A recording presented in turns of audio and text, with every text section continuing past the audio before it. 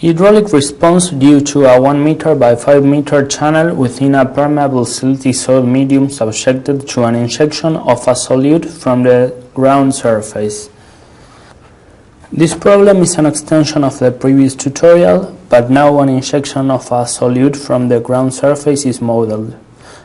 This occurs due to the presence of a small lake located near the channel at the ground surface. The lake has a given solute concentration, and the problem of the solute transport through the silty soil is simulated. We are going to start from the previous problem, so open the channel within a permeable silty soil medium, and let's continue from there. To define the lake location, click on Geometry, Edit, Divide, Lines, Num Divisions. A new window will appear, type 5 and press OK. Now select line number 6. Once selected, press Escape. Now the line has divided into 5 different lines of the same length, and line number 17 represents the lake location. In order to label the lines, right click on the graphical area and select Label, All in Line. Now it's convenient to save the work, so as always go to File, Save As, and select the file name, Save. Now let's define the attributes and conditions, or modify the previous ones. Select Data, Problem Data, Problem Data. We need to make modifications in equation solved and solution strategy, and output too. Go to the equation solved tab and check the boxes for mass balance of water and mass balance of conservative species. Click Accept. Now go to solution strategy, type 7 on the time step control edit box. This new option is chosen to improve the convergence process. Enter the value 1 exponential minus 6 for max absolute, and leave the rest of the options by default. Click Accept and go to the Output tab. Type 10 on the writing frequency edit box. This value indicates the frequency of the writing results in the output file every 10 calculated time increments, and leave the other options by default. Click Accept. And now let's modify the materials. Go to Data, Materials, and as we have already defined the material for the previous problem, let's only add the additional parameters related to solute transport. Select the Hydraulic and Thermal Data tab. Now click on any button besides Dispersive Flux of Mass and Energy, and type 1 on the ITYCL box, and 0.1 on the P1 and P2 boxes. There is no need to assign this material to the corresponding surface because it has been previously assigned. Now click on the Save Changes icon to save the modifications, and select the lateral permeable soil from the drop-down menu, and choose the Hydraulic and Thermal Data tab again. Click on any button besides Dispersive Flux of Mass and Energy, and enter the same values as before, but for this material. Once finished, save the changes performed to this material and close the window. Let's define the new conditions now. We need to assign 3 new conditions. The first one is the prescribed solute mass fraction on the bottom boundary. The second one is the initial constant solute concentration on the surfaces. And the third one is the prescribed solute mass fraction and prescribed liquid pressure on the boundary representing the lake. First of all, let's verify that we are working in the interval data number 1. Select interval data. Now it's alright. Now go to data conditions and select the line icon. Choose the option Flux BC from the drop down menu.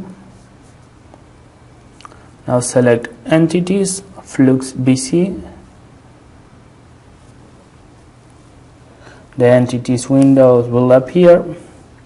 Select the entity E8 and click on the transfer button to transfer data to the Flux BC window. Close the entities window and type 0.001 on prescribed solute mass fraction edit box. This value corresponds to an initial uniform solute mass fraction along the geometry's bottom boundary. Leave the other options by default. Click on the Assign button and select lines 8, 9 and 12. These 3 lines correspond to the entire geometry's lower boundary. You can zoom in or zoom out in order to make easier to select the mentioned lines. Click Finish. The message appears in the message box confirming that the 3 lines had been assigned a condition. And click Close, and now let's define the initial unknowns. Select Data Conditions again, click on the surface icon, choose the option Initial Unknowns from the drop down menu, select Entities, Initial Unknowns, and the Entities window will appear. Select Entity E1 and click Transfer. A constant initial solute concentration is prescribed on the surfaces. Type 0.001 on the concentration edit box and 0.001 the same value on the concentration final point edit box. Leave the other option as previously assigned in the previous tutorial and click the Assign button.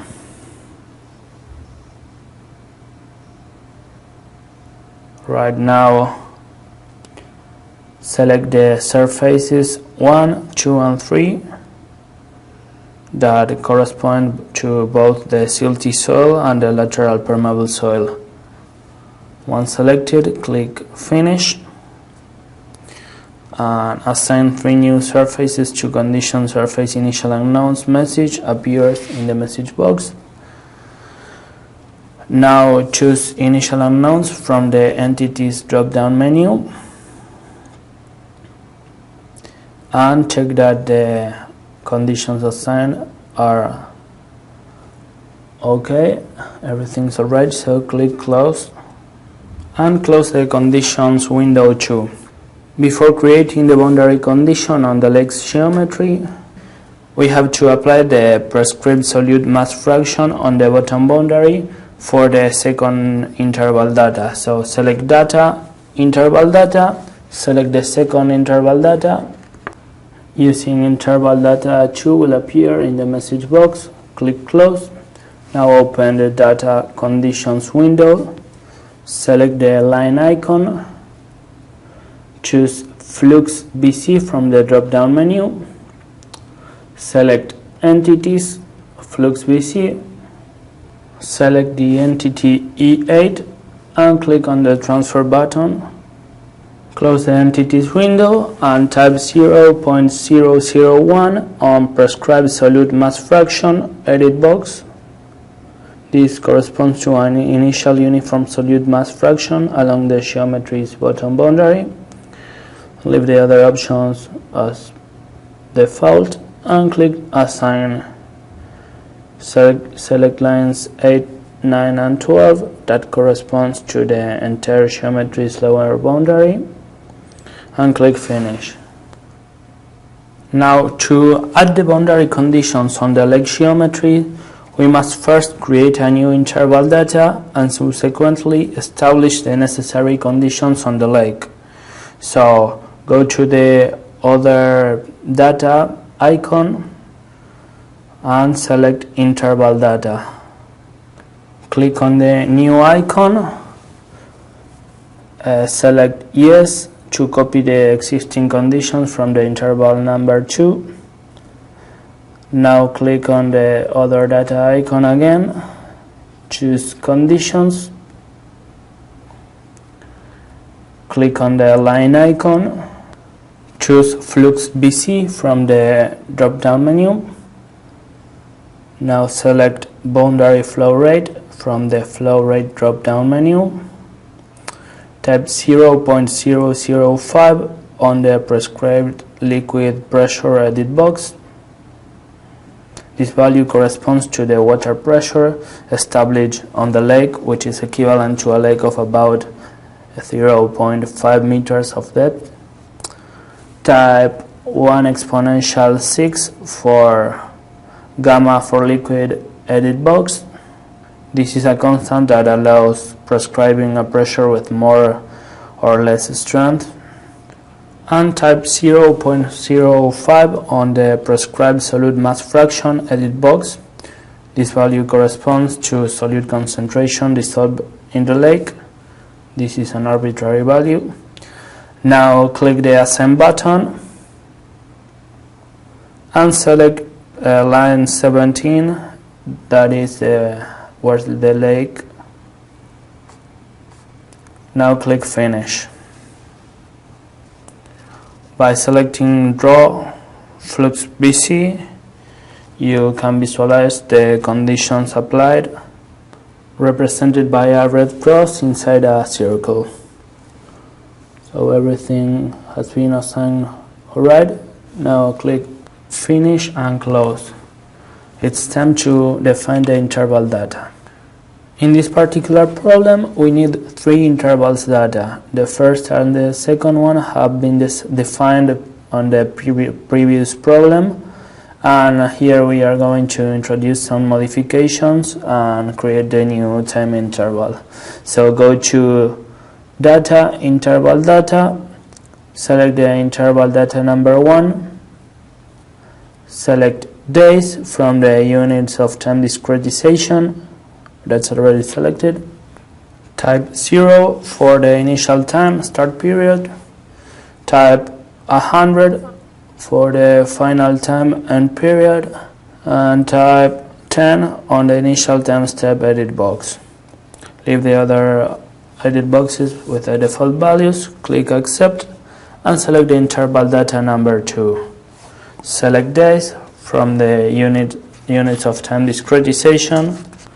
Type 100 on the initial time edit box, 200 on the final time and period edit box, and 0.1 on the initial time step edit box. Leave the other values as default, click Accept and select the time interval number 3. Select days from the units of time discretization. Type 200 for the initial time, 1500 for the final time edit box, and 0.1 for the initial time step edit box. Leave the other values as default, click Accept and Close. Let's generate the new mesh. The mesh was created in the previous tutorial, but for this problem a refinement mesh close to the lake geometry is necessary to guarantee the stability of the numerical solution. So we are going to use an unstructured mesh, which is composed by triangular linear elements again.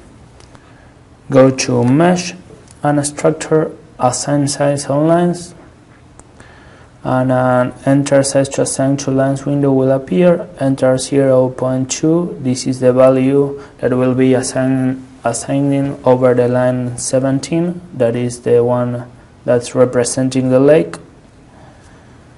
Press Escape and Close. Now choose Mesh, Generate Mesh. A window telling you that the old mesh will be raised appears. Click OK. Enter the size of the elements to be generated window appears. Type 3 and click OK.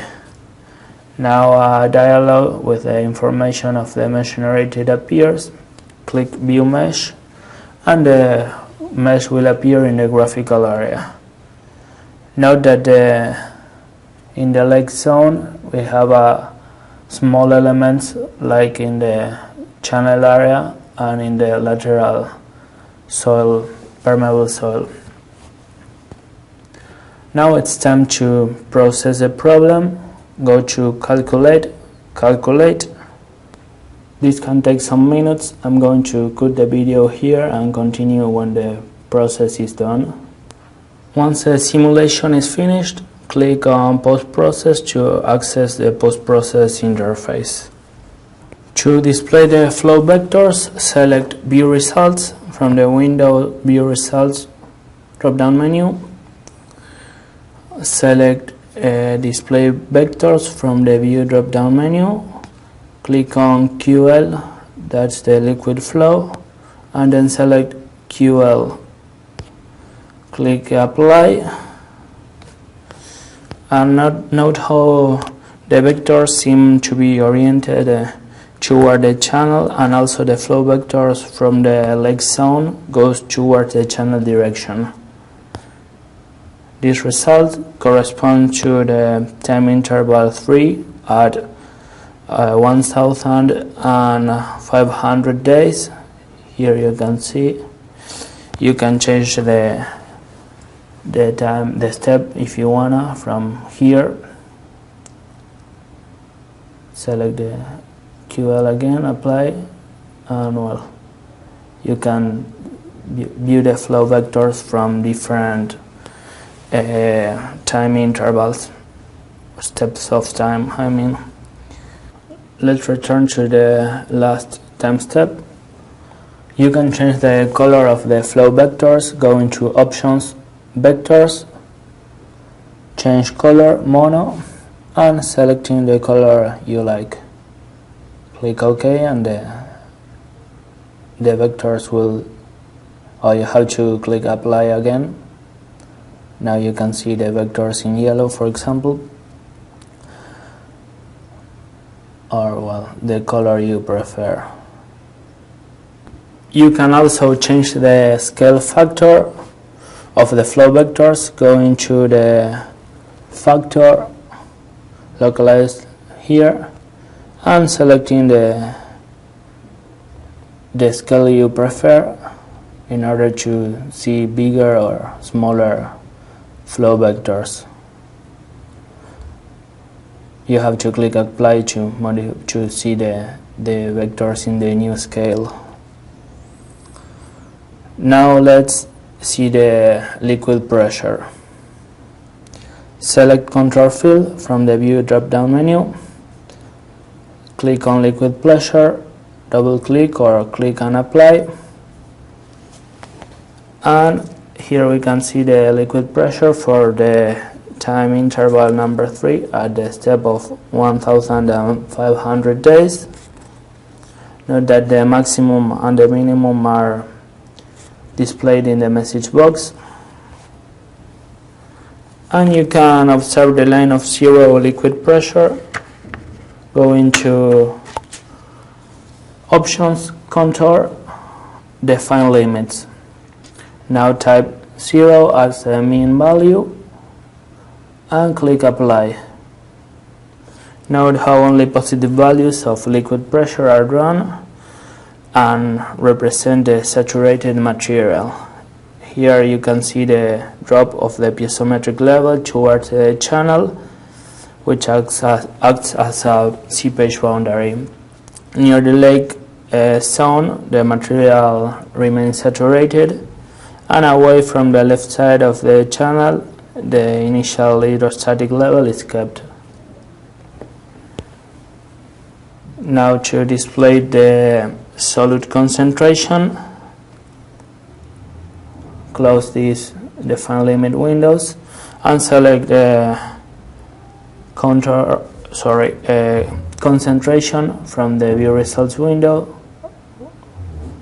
click apply, and now we can see the solute concentration for the 1500 days time step.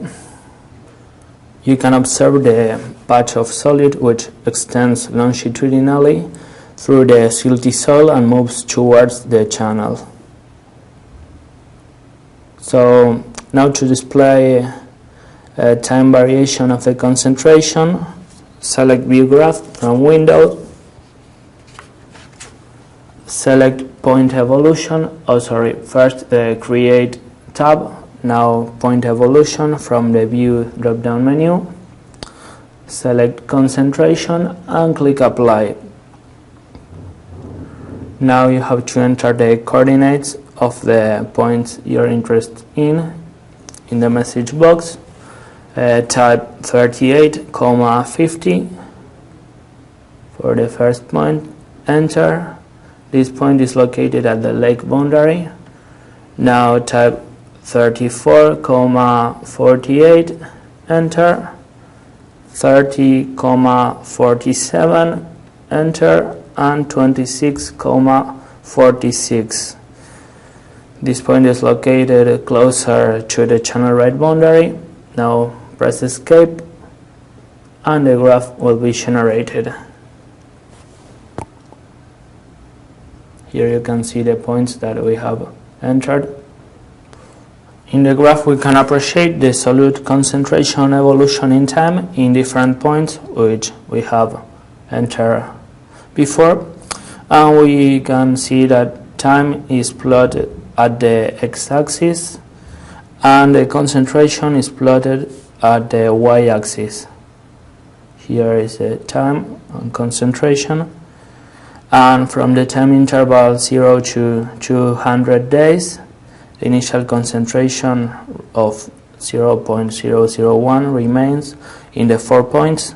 Then from the day 200 to the 1500, a gradual increase of the concentration occurs, which as expected is higher for the point located at the lake boundary, and for the point located near to the channel, the increasing concentration starts after the 700 day, and if more time is allowed, the maximum concentration value and a stationary condition also will be reached in this point. So this is the end of this tutorial. To quit the sheet, go to File, Quit.